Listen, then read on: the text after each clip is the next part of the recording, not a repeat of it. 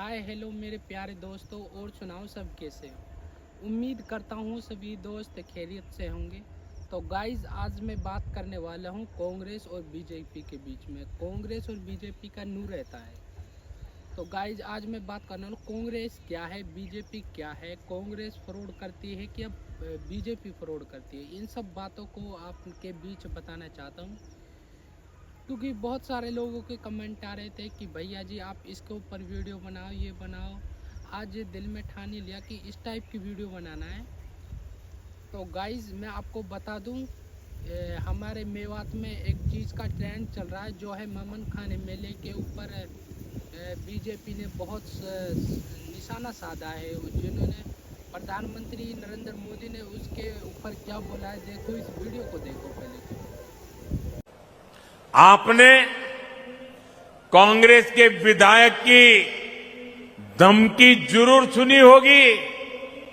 वो कहता है कि कांग्रेस जीती तो लोगों को अपना घर बार छोड़ना होगा।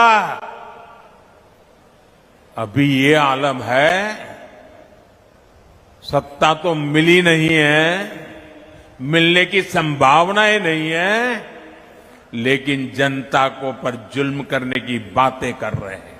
अगर ऐसे लोगों को सत्ता मिल गई तो क्या होगा, ये सोच करके भी रोंगटे खड़े हो जाते हैं।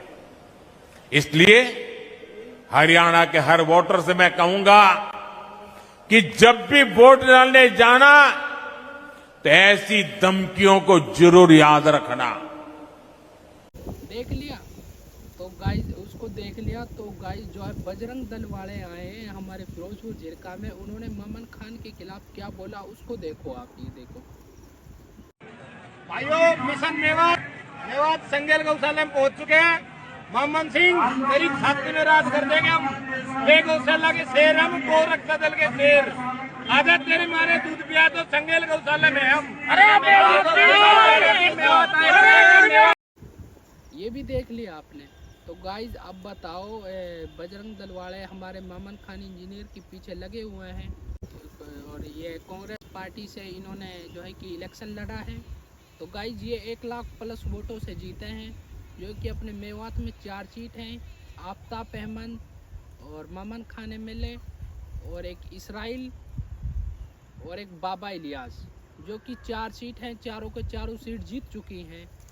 तो गाइज, कांग्रेस की 4 सीट अपने मेवात में आ चुकी है। मेवात वालों ने अपने पावर दिखा दिया है। तो गाइज, मैं इन्हीं सब बातों को आपको बताना चाहता था, लेकिन मिलते हैं नेक्स्ट वीडियो में। जब तक के लिए जय हिंद, जय भारत।